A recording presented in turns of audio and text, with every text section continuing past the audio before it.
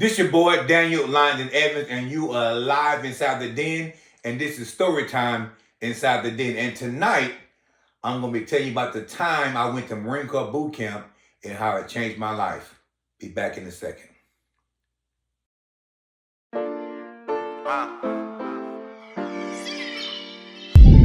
that soul shit. Hey, yo, Ash, you a fool for this one. It's like It's a video. it's like this beat just sinking. Video. Punch out bottom. Pain in my soul. Yeah. Pain in my soul, let it rain from my soul.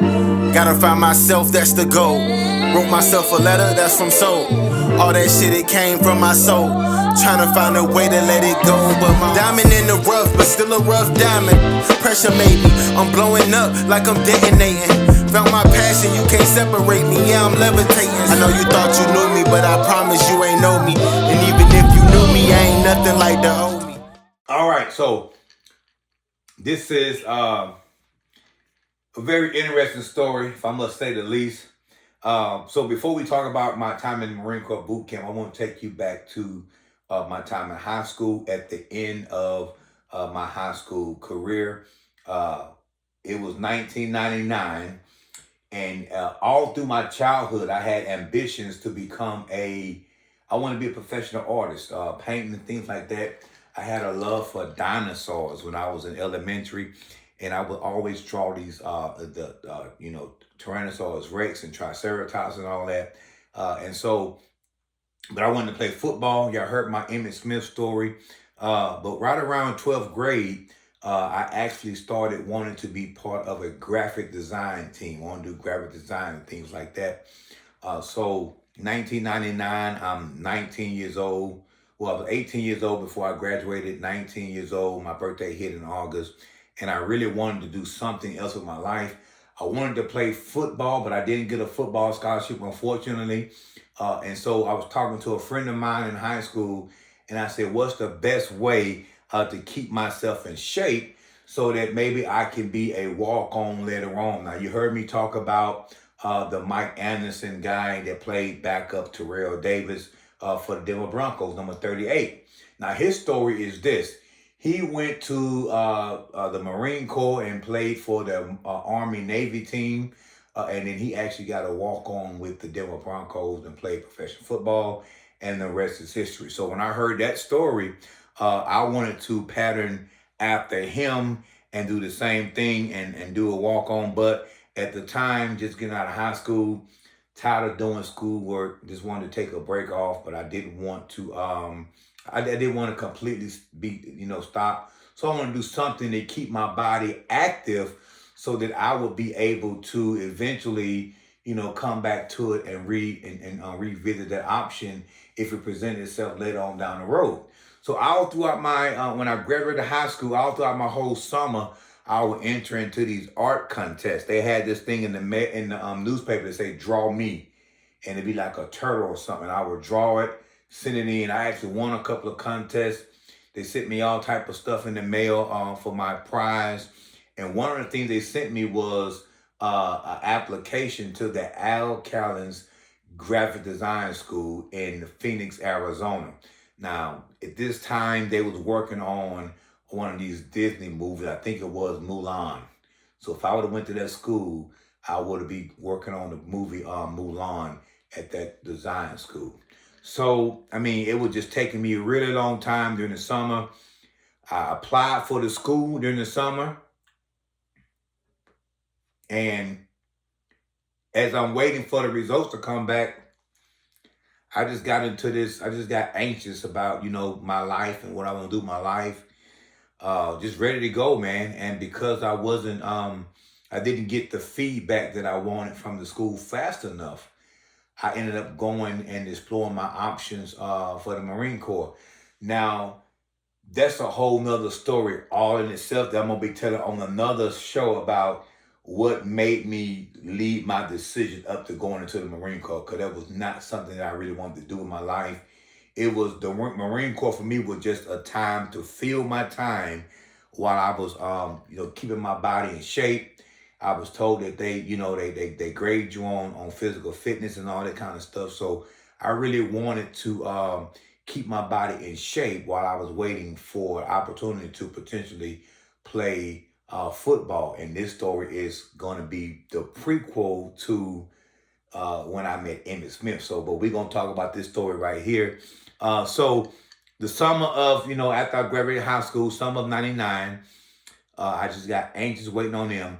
I went and signed up for the Marine Corps. And it was almost like one of those situations where it's like, man, really what happened? The day that I came, I had been waiting on the college, the Al Connors Graphic Design School, to hit me back for months, and they just wouldn't just return my call or whatever, just wouldn't get back with me. I didn't know the process, so I thought that they had really forgot about me, and I thought that I didn't get accepted to the school. So the day I went to MEPS to swear in for the Marine Corps, I get back home from New Orleans, from the MEPS station, and guess what's waiting for me in the mailbox? A letter from that school. And I almost cried because that's the letter I've been waiting on for the whole summer. I got a letter from the graphic design school that said that I was accepted to the school and that I had to report to the school like that August or something like that. Okay? And so coming back from MEPS, reading that letter, I told my mom, I said, Mama, I got the letter I've been waiting on. Mama. What, boy? Guess what came in the mail today? She said, what? I said, the letter I've been waiting on from that school, the graphic design school I was telling you about. Oh, that's good, Daniel. But really, it wasn't good. It was good and not good at the same time. Now, how was it good and not good at the same time, you might ask? It was good because I had got accepted to the school, but it wasn't good, in the words in North Carolinian talk, it wasn't good because I had just swore into the Marine Corps, and ain't nowhere in the world I can go to Marine Corps boot camp and the school at the same time. So I had to put my dreams on hold because I had signed up for the Marine Corps. So I was a little depressed about that situation because that's what I really wanted to do all my life, was to be a professional artist and drawing and things like that, and want to be recognized for my skill set. So working on the movie Milan would have been a real good accomplishment for me, but it just came a little bit too late. I think that, just life in life, when you are too impatient about things, the very day you make a decision to do something different is the day that your breakthrough comes through. So my breakthrough came through, but I had already signed up for Marine Corps boot camp, and so I was depressed. So the rest of the summer, I would just kind of just sit around, had that letter on my wall, and I look at it every day and say I was good enough. Unfortunately, it was the wrong timing. So fast forward the story to the day before I left to go to boot camp. My recruiter told me that I was supposed to be leaving out on September 20th, 1999. And so my mom and dad, they threw a party for me to be leaving, my going away party. All my friends was invited. My family was there. And,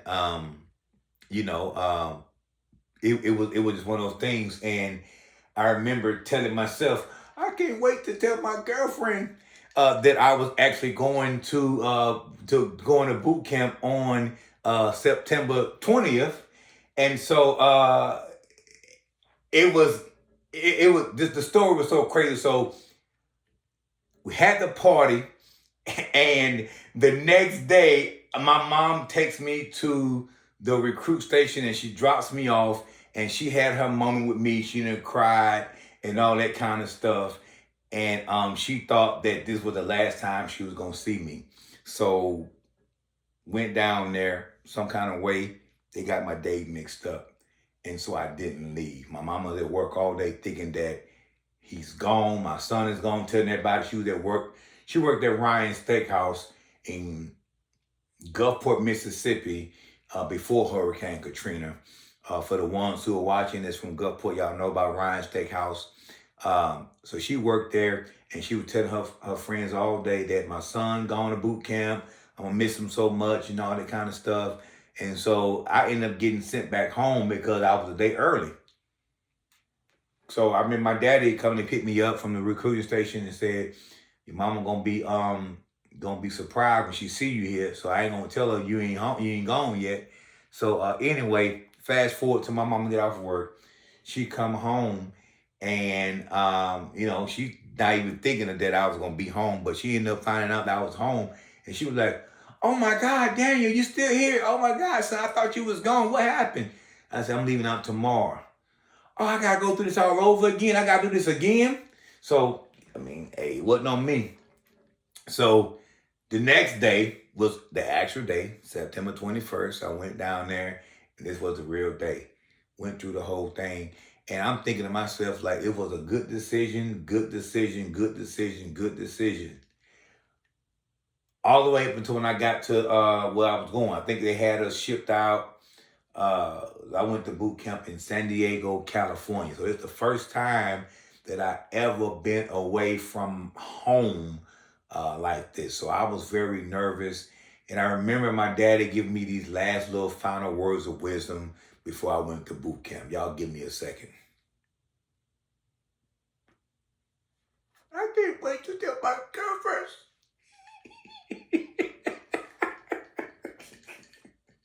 Which at the time, my girlfriend was Gina at the time. So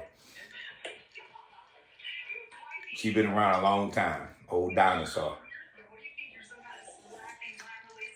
All right, I'm back. So anyway, my daddy, I remember my daddy telling me before I left, you know what I'm saying, that always, let me get my daddy voice. I gotta tell my story with my people. I gotta get in the character. My daddy said, "Always keep God first. When you go out there in that world, just make sure you keep God first. And remember that you can do all things through Christ, which has strengthened you." He would always give me these Bible quotes because, he was a minister at the time. Not a pastor, but he was a minister. And so I'll always hear my daddy's voice in my mind. When I went through tough times, I would hear my daddy's words in my mind. And that would really set me apart in boot camp, because a lot of men that go to boot camp, they don't have any type of discipline.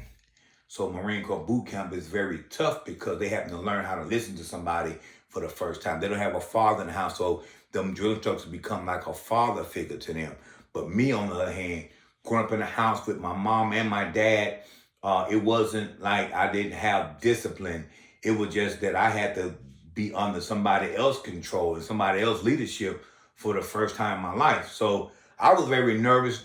I had never broke curfew ever in my life at this time. So going out into the world was a big thing for me. It was huge, and it was a rite of passage to, be able to get out into the world. So I go to, we go through the little MEP station. We go through. I was at this hotel in California, first time on a plane. I was kind of nervous on a plane for the first time, but I said, "Hey, I'm up here and I'm closer to God than I'm ever gonna be right now." So I accepted. I kind of swallowed all my fears and all that, but it was just definitely one of those things where, you get to experience it for the first time. It was just awesome for me to do that.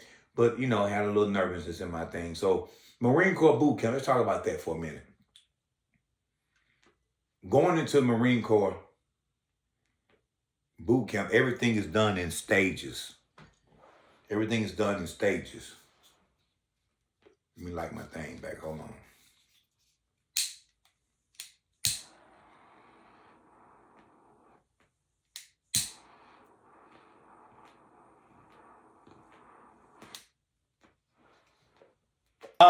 So going through Marine Corps boot camp, it is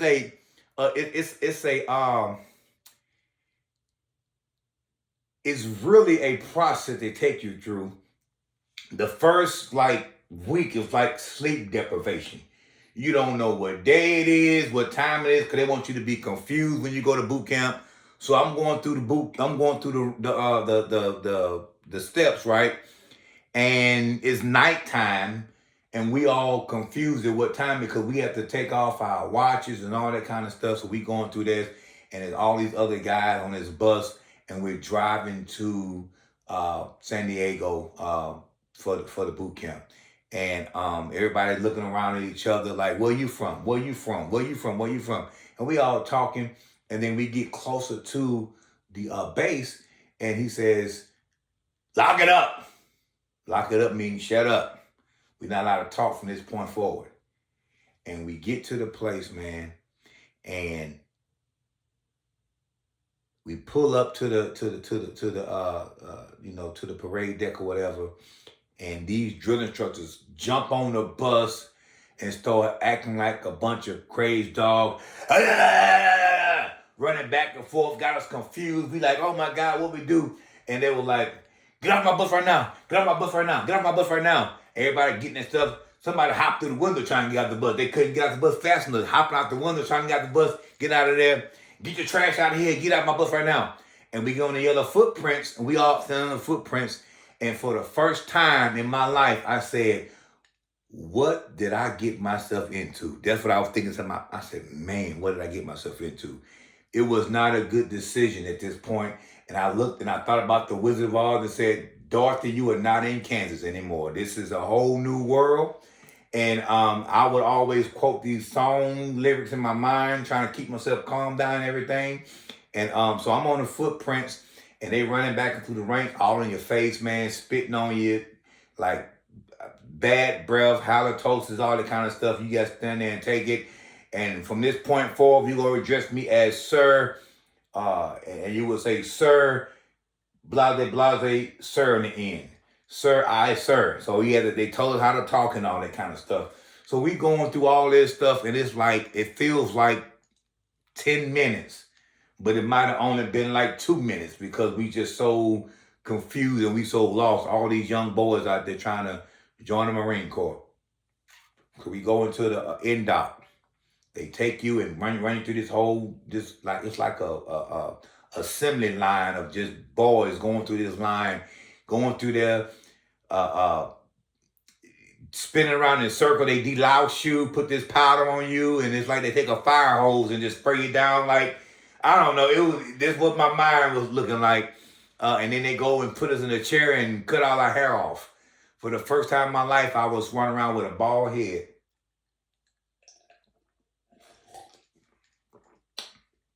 Years later, here I was with a bald head again, but the very first bald head did not look good at all, y'all. So they have words like trash. Trash is your possessions. Bulkhead, the wall, all this stuff, latrine, bathroom. We'll learn all this stuff on the go. If you didn't know what you were doing, they'll be pushing you and getting you right. It was crazy. It was the most confused time of my life, and I didn't know what to do. So we get through this whole end-dock stay, and I'm noticing that we done been up for at least, 2 days. And we ain't had a chance to go to sleep yet. I'm like, when we gonna go to sleep? Like, oh no, we don't sleep in the Marine Corps. We don't sleep at all. We do this all day, every day. I'm like, what? This can't be legal. Is this legal? They can't have us out here. We got no sleep. What did I sign up for? And in the Marine Corps, USMC stands for you signed the mother-loving contract. So when you sign that contract, anything else, you are on your own. You belong to the Marine Corps. So I had one of my buddies, Junior, on one of my other shows that was actually at another, he was actually in Paris Island. He went to boot camp Paris Island. So I was on the West Coast. He was on East Coast. So anyway, I remember putting on my valuables in a bag, and they put my clothes I had on in a bag, signed, sealed, delivered, put it up in a warehouse. Your stuff is in there. You never see it again. But, we had to shave, and it was my first time, shaving with a razor and stuff like that. So my face bumped up real bad, man. I had these bumps on my face. It was just excruciating pain on my face. Crazy, crazy, crazy. But that's just how, how it was.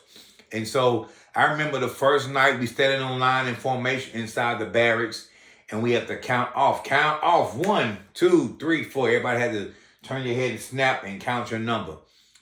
If I'm not mistaken, I think I was number 19. For some reason, that number sticks out of my mind. I was number 19. We had a recruit, Hagley. Hagley, in my mind, reminded me of Gomer Pyle on Full Metal Jacket. Someone going to always get in trouble, he was just a heinous, god doggone recruit. And recruit Hagley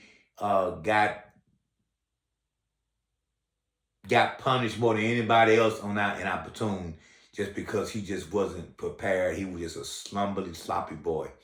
So I remember, we used to do squad bay east, squad bay left. We had to clean up the squad bay with our foot lockers and had towels, and they put all this kind of like chemical stuff on the floor for us to clean it.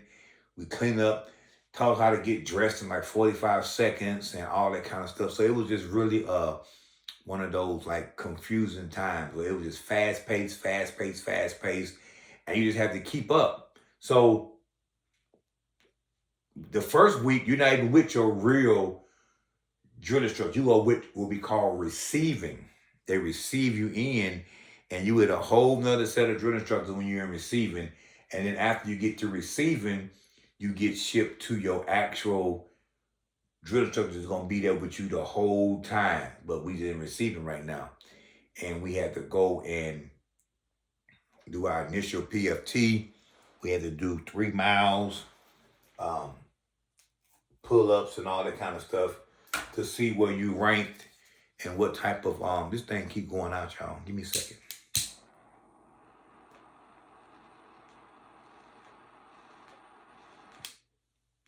You still with me, Ebony? Ebony! Frank and Beans! Franks and Beans! Get help. You know, I unmute the daggone phone. I'm working on getting help, so, I don't mean like that. Franks and Beans! All right, so the first week was, I think they call it Hell Week. I don't know if they still call it Hell Week, but it was just it was the best. It was like the best example of total freaking chaos. We got like 45 seconds to call our families and tell them that we made it, we good, and that was it. Phone go dead. It was almost like we was in prison, trying to reach out to our families while we was in prison, but we was in boot camp. So the first phase of boot camp was pretty hectic and pretty confusing. After we ran our PFT for the first time, the slow bodies, they got put on, they got rolled pretty hard. The fat bodies got put on, I forgot what they called it, but diet trays. And then the really, really small petite guys got put on double rack. They get a double ration of food because they was too small. They had to get their weight up. So I remember coming out of high school, man, I was pretty tough, man. I was, 200, 15 pounds, 220 pounds, you know what I mean? And I had good football shape. I was in good football shape, but I wasn't in long running 3 mile shape. So I was like sucking wind on them runs. I was good on push-ups and pull-ups, but them runs, I was sucking wind. I couldn't run longer than 100 yards because that's all I had to run in a football field.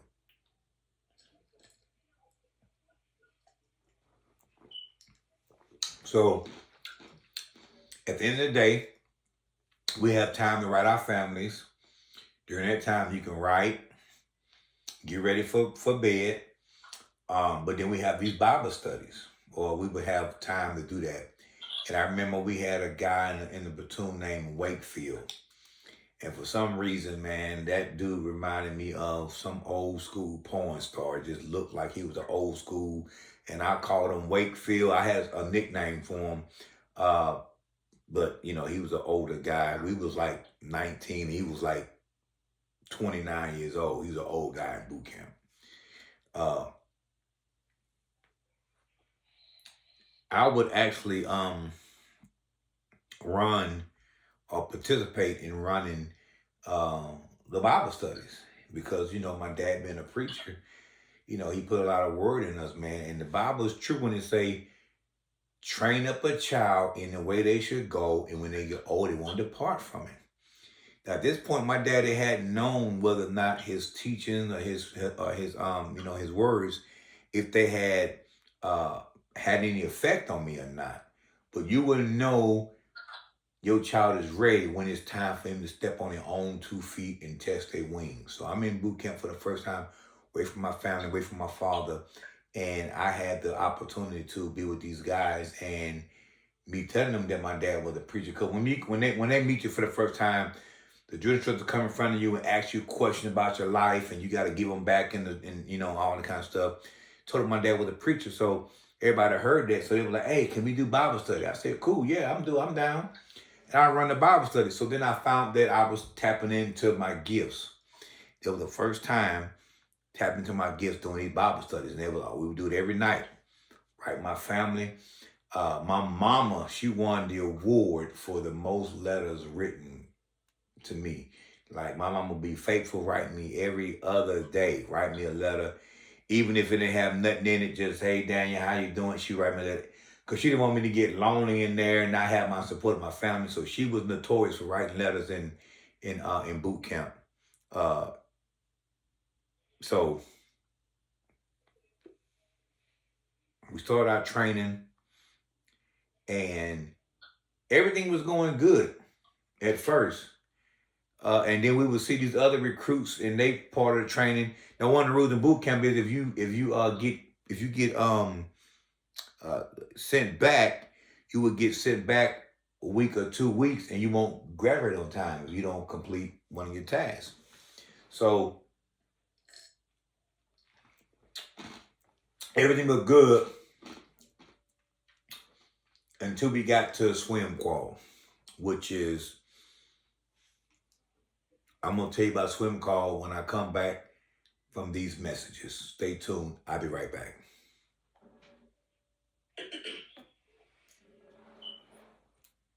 We're here to actually celebrate Lions Pride Organization. They officially are a brokerage in a multi-billion-dollar firm representing the state of North Carolina, which is a great job. You guys ought to give up. That's a big deal. That's a big deal. Talk yourself into a winning position. Gifts will make room for you. A good leader knows how to delegate authority to other people to make yourself look good. A good leader knows how to put people in position and work in their field. This your boy Daniel Lyons and Evans. So whether you're achieving your dream today or tomorrow, always shoot high, because you can always change how it ends.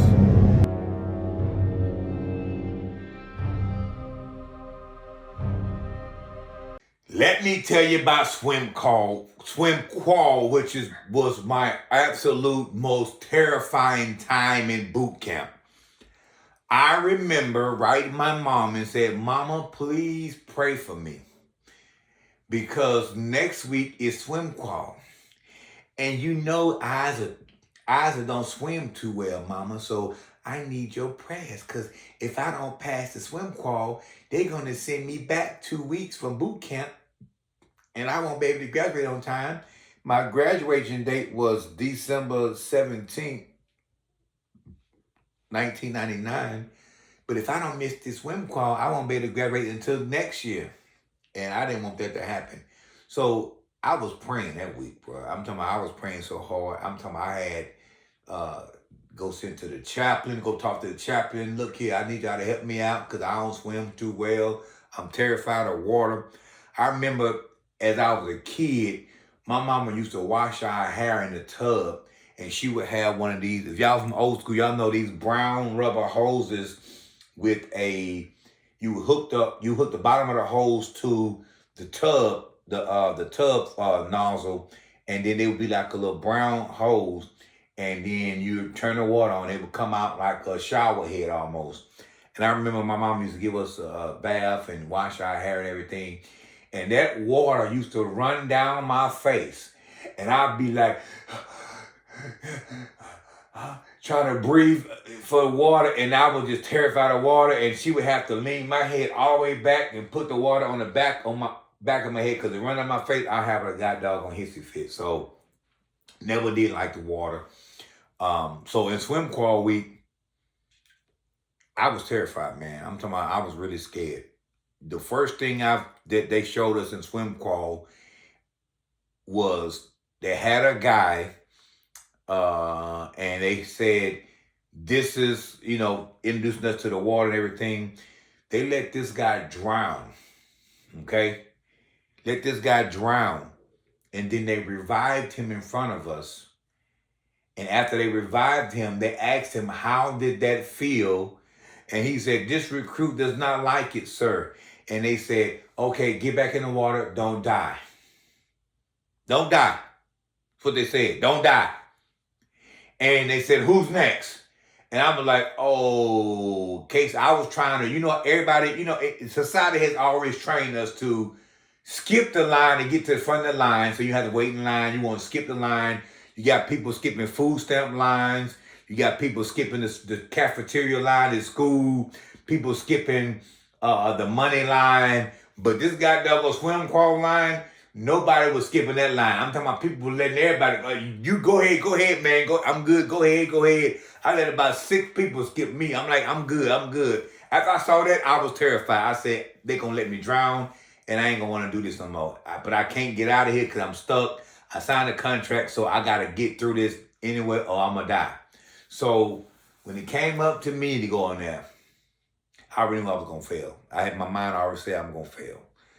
Got in there, straight to the bottom, had to get him out, had to start panicking, had to come get me out of there, put me in the kiddie pool side. This is the kiddie pool side. It was like 3 feet of water.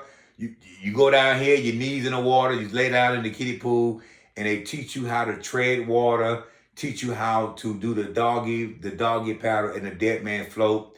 And then after you master that, you get graded on that.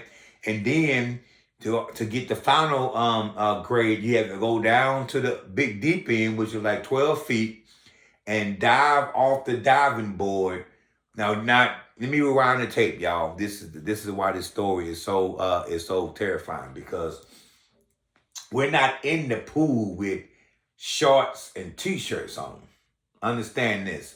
We in the pool with full gear on. We got boots, we got pants, we got shirt, we got packs, we got Kevlar helmets, we got rubber rifles, canteens, everything. We got the full gear on while we in this water. So we got to carry all this weight around, and it's wet and it's dragging. So I go out of the pool after that and got me right. I go to the deep end, and I go up this diving board, up the ladder, get top of the diving board. I'm watching everybody before me jump and go in the water. I'm talking about, it was so high. I looked down, it looked like it was about 100 feet. You know how your mind plays tricks on you where you think it's something different than what it is? So I'm looking down, it looked like 100 feet down, and the DI say, let's go, Evans, let's go. Let's go, Evans, let's go. And I say, this recruit not jumping, sir. What? Let's go right now, Evans. I said, no, sir. This recruit not jumping, sir. I was terrified. I was scared, man. Come on now. I was scared. Can't swim. He said, Evans, if you don't get your, what did he say? If you don't get your hanky pants or something name he called me, I'm going to snatch you up right now. I said, no, sir. This someone going to grab me, snatch me up, bear hug me, jump off the diving board with me, and in mid-air push me and kick me off him. And he went down and got back up. I went down and went to the bottom, man. Look, I started kicking. I was looking for the sideline. I was looking for the side of the pool. I was reaching. If I had a Stretch Armstrong hand, I would have been like, go, gadget hand, and reaching out for the doggone side. Side wasn't there. I was like 100 feet away. I'm reaching out for it. I ain't getting nowhere. So I end up like tap it out. They came and got me. And so I had to, they was in the water with me, telling me to tread water, tread water. But when you panic and your mind start going on you, the simplest thing is listening didn't work. I couldn't even hardly hear that good because I was so terrified. So ended up getting it done. I crawled with the lowest, I barely crawled with the swim crawl. I was terrified. Barely crawled. Wrote my mama and was like, Mama, I passed the swim crawl. Thank you for all your pass, because it was like a barely pass. And so I said, I might not be able to swim, but if push come to shove, I can survive. And so that was the absolute worst week of boot camp, was that swim crawl. After that, we went to the rifle range. I had never shot a weapon before in my life, but I was able to learn. I remember my PMI was a Rock fan. At this time, I didn't know who The Rock was. I didn't even watch wrestling. And he would always make these, he would always say these quotes that Rock used to say, can you smell what The Rock is cooking? And all that kind of stuff.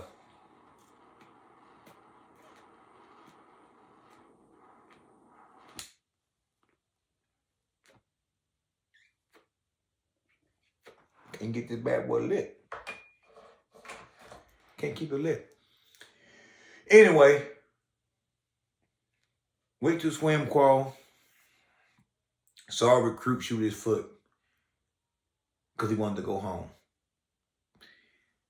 In the Marine Corps, they can't send you home like that. They got to send you back home in the same condition or better than what they got you. So he had to go to the medical ward, and he had to stay there till he recovered. And after he recovered, go through boot camp all over again. At that time, 3-month boot camp for him turned into 12 months. He was there for over a year at boot camp and couldn't go home because he shot his foot. So anyway, go through qualification week on the rifle range. I wanted to shoot expert. I missed expert by 5 points. I remember on the 500-yard line, double tapping my trigger, and instead of firing 1 round, I fired 2. Now, here's the thing. If I had told the instructor that my weapon malfunctioned, I could have got that round back. But I was trained to tell the truth. So we asked me what happened. I said, I double tap, and so I lost a round. So I lost expert by 1 round because I double tapped. And it was a bullseye, I just double tapped. So I ended up with a sharpshooter. Then after you qualify on the range, you got to go to field training, and you got to do night fire and all that kind of stuff. So that was cool because they had to put these, what they call tracer rounds in our thing. So you had to load your magazine, a tracer round for every 4 or 5 rounds. So you were shooting, you can see the trajectory of where your rounds are going, because they had the tracer round was a round that actually lit up when you shot it, so you can see it going down range. That was pretty cool. So we got, during boot camp, we had we built some some camaraderie. And they told us before we got there that, Riddick Bowe actually went to boot camp and he didn't make it. And not because he wasn't tough enough, which everybody think that, Riddick Bowe can't even handle this. They have to actually have a special team of drill instructors to handle Riddick Bowe, because at this time Riddick Bowe was a heavyweight champion. He's a prize fighter, so he had these hands. So if anyone on DIs handle him the wrong way, it'll be a dog fight. So he had to go get a special team of people, and so he didn't make it, not because he couldn't make it, but because being a wealthy person or being a millionaire in the Marine Corps, certain things you're accustomed to. If you don't like what you're doing, you can tap out. And so the Marine Corps contract was $275,000. So if you didn't want to go through boot camp and wanted to tap out, you pay your money and you can get out. So he able to, because he was rich, paid his 275 and he went. I think he lasted maybe 2 weeks, maybe less than that. I don't know. Have to fact check my story, but he didn't make it long. But he was, they was bragging about making him quit. So that's one of the things in Marine Corps boot camp. So we go through the night firing, then we got the crucible. The crucible is where we have to stay out there in the field for days at a time. They give us our food, our rations, our MREs, and we have to ration those out because we only get a certain amount. And after we done eating them, that's it. We don't get to do nothing else. We can't eat nothing else. But they have this truck that follows around, like a water truck and all that kind of stuff to fill our canteens up. And so we out there doing our crucible stuff. For y'all who don't know, research it on the internet or YouTube about the crucible. It's one of the last things we do in boot camp before we graduate and everything. So that was one of the second toughest things we did in boot camp. But I remember during the crucible, we had this thing called Gong Night where we would actually have like a campfire and then we would do these little skits and everybody had to be involved in it. And one of my drill instructors was Staff Sergeant Fernard.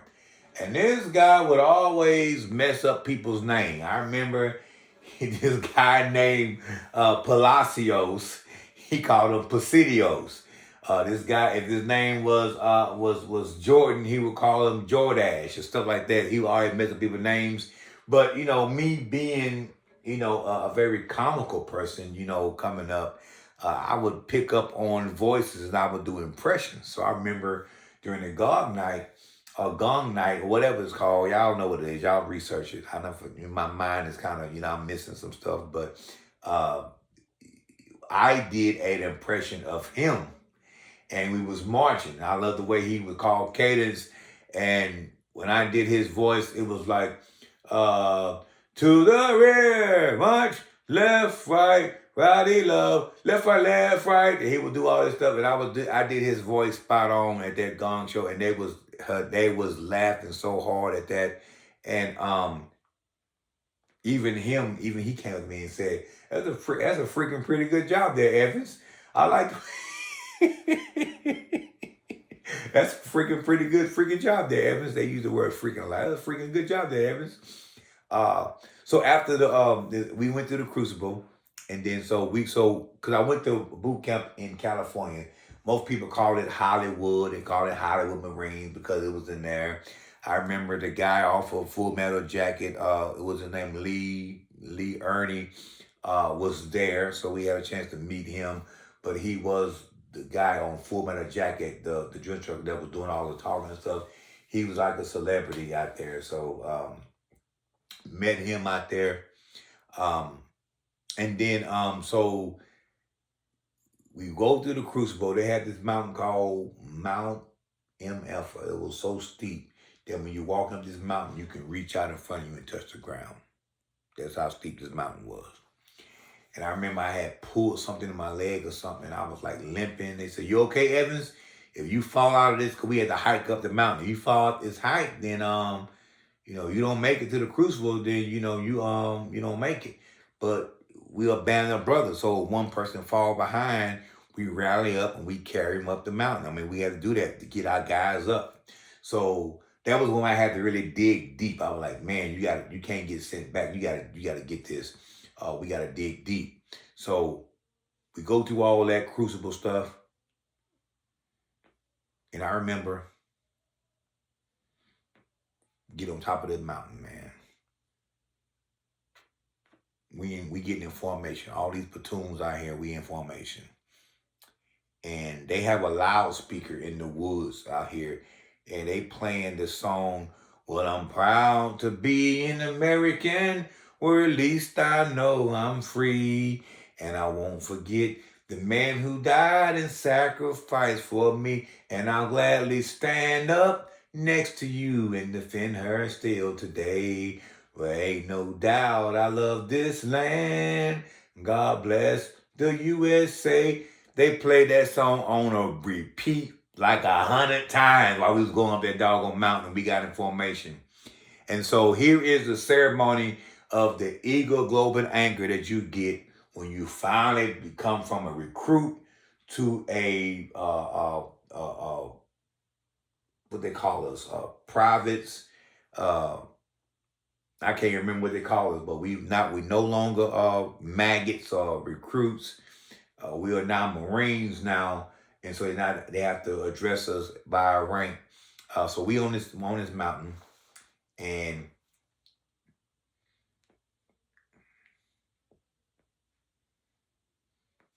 God, this thing won't stay lit to save my life. If I had to smoke this doggone cigar to save my life, I'd be dead 3 times already. Maybe I'm doing too much talking. It ain't working. It's my last one, y'all. We're going to be on the home stretch. I got 11 minutes.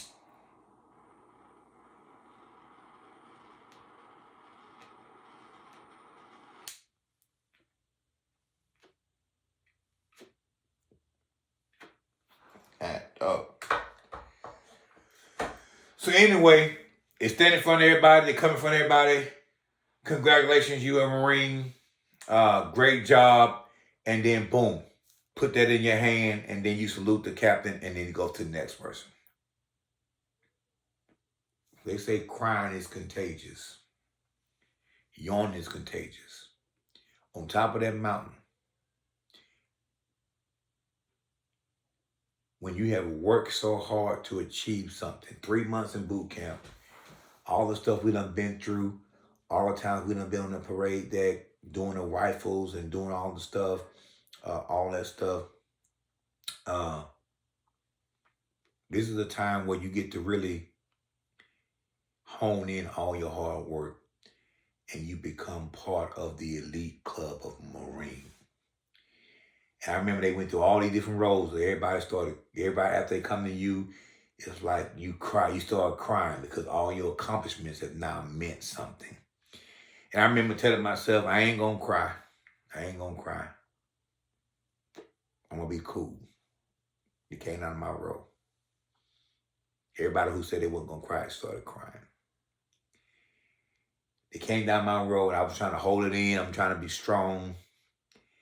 And they got our 2 guys away from me. I'm like, here we go, here we go, here we go. Body, line up. We are not gonna cry. We're gonna accept our stuff, and we're gonna be, we're gonna be tough. Came down to me. Congratulations, Recruit Evans. You are now a Marine. Salute, boom. I was fighting everything I had. Because it's so emotional because the song is playing. Ain't no doubt I love this land. God bless the USA. So they were doing all that, singing all that, and it was just so powerful. It was a powerful moment. Looking to my left and right, seeing those guys I had struggled with, the guys I had built a bond with since I was there, the guys that had backed me up. We done got all into this stuff together, and we were finally able to say that we made it together. And then so I held my tears, but it was one of the times that I really wish I had let go. Thinking back now, I would have had to just embrace that moment, just let go, because going through life, man, you really don't have a chance to really stop and smell the roses. That was one of the times I should have stopped and smelled the roses and just took that time and just really just let it go, but I didn't. Hindsight is 20/20. But that was a proud moment for me. And so I'm gonna go. And so after that, we had the Warriors breakfast, where we go down the hill, down the mountain, and they have this really big buffet ready for us because we hadn't eaten in a while after that time, and it was like a reward dinner, and we had like a Warriors breakfast and everything, and we did that. And they said, don't get too full because you're gonna be, doing some PT later and all that kind of stuff. And so that happened. So let me go back though. 2 pivotal moments in boot camp that really stuck out to me the most.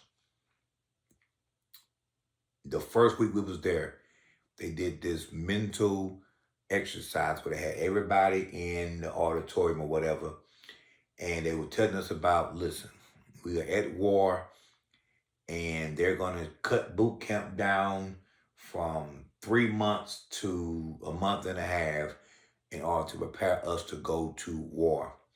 And then at this moment, he said, now, you signed the contract to become a Marine, but at this point, you all didn't know y'all was going to war. So if y'all don't want to participate in this war, you have an opportunity right now to cop out. Everybody put their head down. And if you don't want to be here right now and go to war, raise your hand, and somebody will come and tap you on your shoulder, and you get up, and they'll escort you out. But nobody could see who it was. And so everybody put their head down, and they gave us the briefing. It's like a big news briefing, had a big screen on the thing and showed what's going on. And they say, now, this time, if you would opt out of not going to war right now, raise your hand, and we'll come and get you. Everybody had to have their head down. Put my head down, and I'm thinking in my mind that this is not a game. This is not a drill. This is real life. I mean, what did I get myself into? I never knew that coming here, I was going to have to go into, I would have to end up going to war right away. So I'm like, I mean, really what's going on? And so I didn't raise my hand. I had my head down. And so after they say, everybody put your head up, look around you. If somebody that was sitting next to you before not there anymore, that means that they couldn't cut it. They're a coward. That was a filter to find out who was going to be coward or not. And the ones who got up and went out, they was actually robed the whole time while they was there. They had the business coming to them because they chose to get up and didn't want to and didn't want to do the thing. So they couldn't go nowhere. It was just a test, a drill to see who was serious and who was not serious. So that was one pivotal moment that we had. In boot camp, and that was one that stuck out. Like, man, that was a time. That was one of the time right there. The second moment that was pivotal was we had went through team week where we had the chance to go in and work odd jobs and had to be on these little details and stuff. And I had the job of working at the battalion headquarters and polishing the brass and all that kind of stuff. We did it in a work week, team week. That was right before we go to the rifle range. So that week was good for me because it gave me a chance to reflect on what I was doing at that point and in boot camp. So it was good. And I wrote my mom at that time and told her about everything. And she was happy that I had made it through swim qual week, and she was praying, and she was happy that she had got a praise report at that time. The second most pivotal, the third most pivotal time in my boot camp was we was doing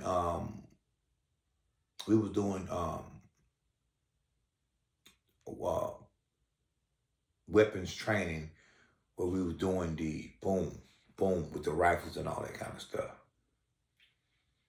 Somebody missed their move. We had to start all over again. I remember we had to hold our rifles out in front of our hands like this for like a long time. The rifle weighs like, I can't remember, like 5 pounds or something like that. 7 pounds maybe. And we had to hold it like this in front of us. And I remember getting so tired I had to lean my back. It was crazy. But one of the drill instructors came to me while I had my arms up, and he said, like, you want to quit, Evans? I said, no, sir, I don't want to quit. He said, I think he picked me out of the crowd because he knew that, I had, he said these words, man. He said, suffer patiently and patiently suffer. I didn't know what he meant at that time. But as that thing, I was laying in my bed at night and I was actually thinking about what he said. Those words just kept ringing in my mind. Every time we get in trouble, we got to do some hazing or whatever. We got to do this little stuff. Those words ring my mind. Suffer patiently. Patiently suffer. Now, I took that phrase and I put that is going to be in my book coming out this year, Pride of the Lion. And that was something that really hit home for me. Suffer patiently. Patiently suffer. Meaning that, and this is what it meant to me. When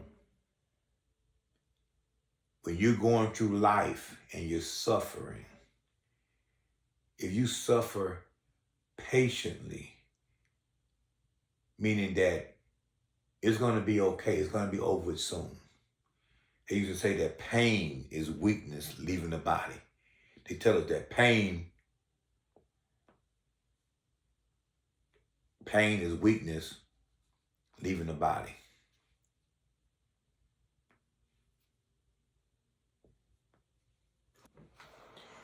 All right, we at the home stretch. Last part.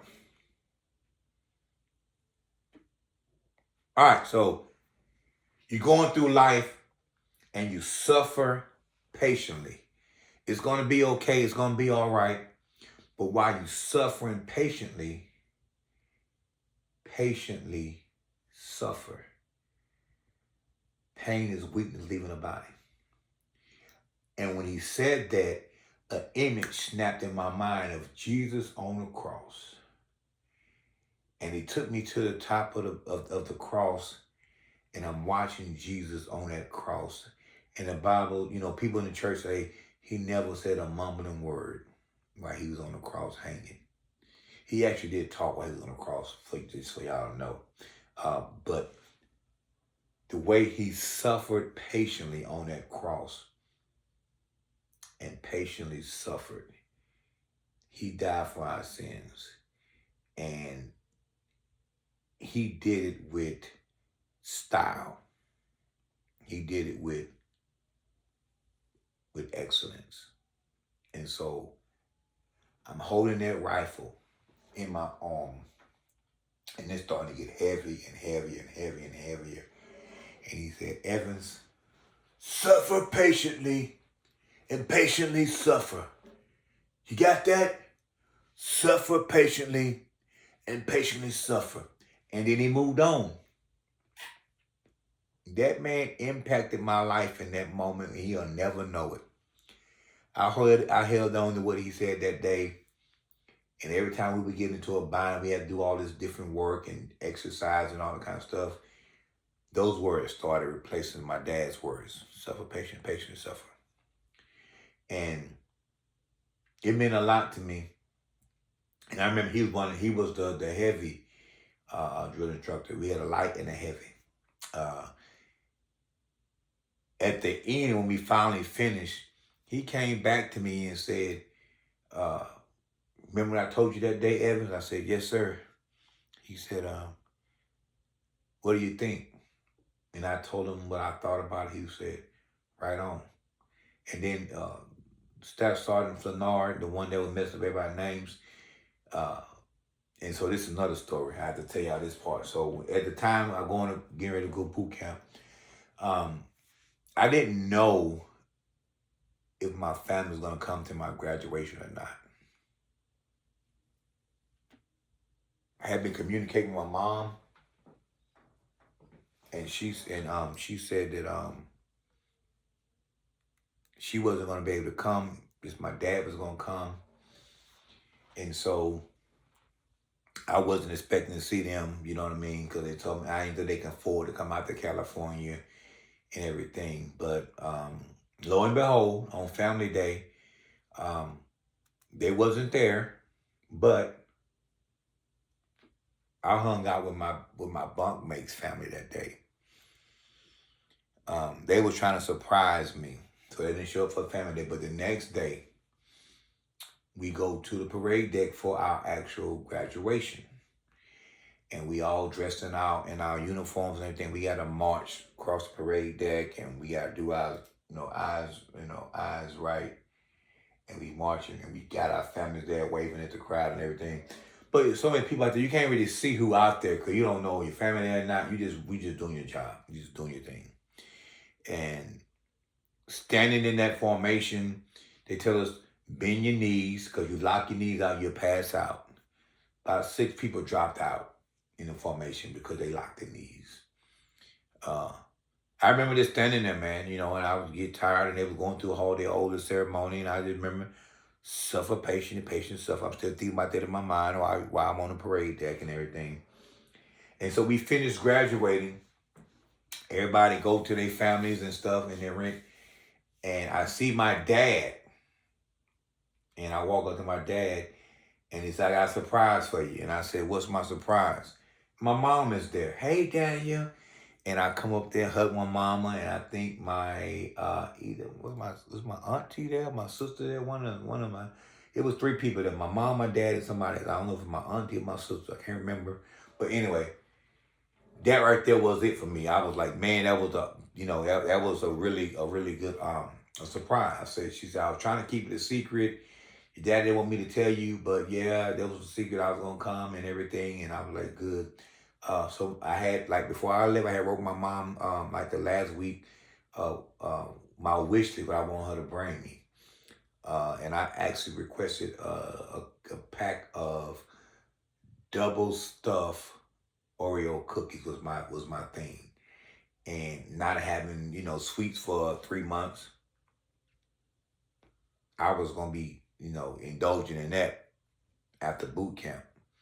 Had done lost a lot of weight and stuff like that, and they was giving my parents a briefing of how your son gonna return to you and how they gonna look and how they gonna act and think and all that kind of stuff. They had to give the parents a briefing too, because they done took us and stripped us down, stripped us all the way down, and then they built us back up. They stripped us down mentally, physically, and rebuilt us up and gave us their core values and gave us their ideology and gave us their mentality so we can be trained killers. That's what their whole point was, to make you a trained killer. Now, one thing they taught us in the Marine Corps is to, it was some things that they taught us. I ain't going to give up the whole game. I don't want to, offend my brothers in arms who done actually put in time for this. But I'm going to just tell you that they stripped us down and built us back up. So in the process of that, my mom and dad had to catch their flight back to Mississippi. And so my flight was scheduled to leave out the same day. And for some crazy reason, I missed my flight. So I'm in the airport, and I had like a 12-hour before the next plane left. I'm in the airport for 12 hours with my freaking clothes on, my bag and all that. And I had those double stuffed Oreo cookies. And guess what, y'all? I ate that whole pack of cookies in that airport.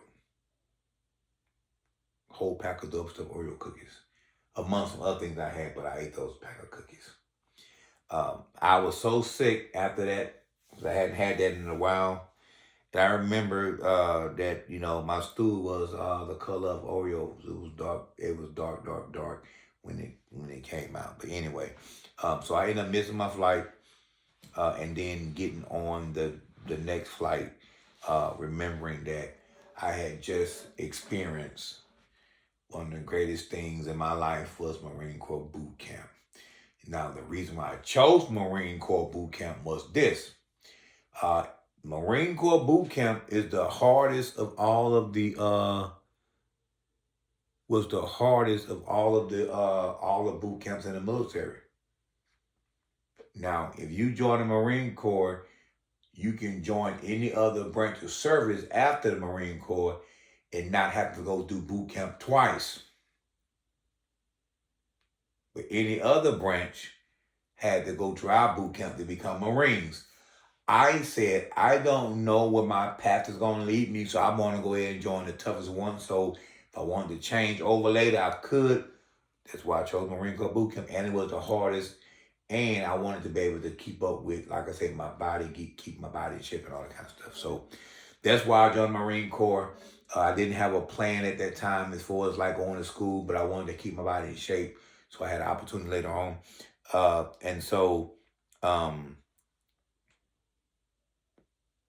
got back home from Marine Corps boot camp December 17th,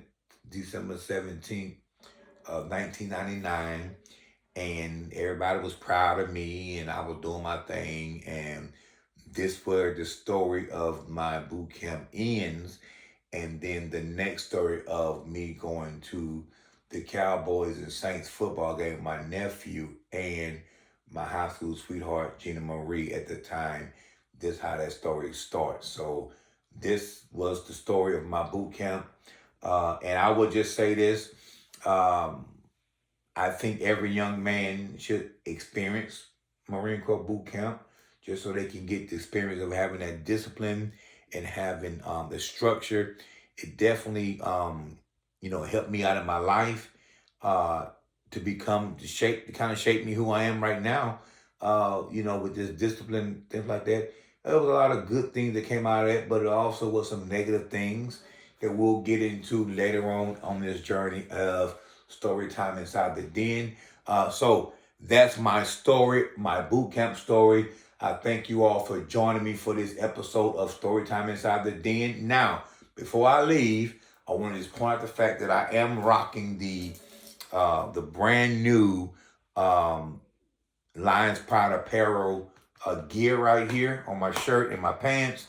So we've been running this contest right now, and it's going to be going on through the whole time while I'm taking these stories. But if you are watching this show and you make a comment or ask a question about the show, give me a story that you want to hear me tell about my life, and we will send you a customized suit, your own, a jogging suit of Lions Pride apparel. Send me your size and everything. We'll get it to you. But we want you all to participate in this story time. So if you're watching this show, we are on Inside the Den on YouTube. I'm also on Lions Pride View on Roku TV.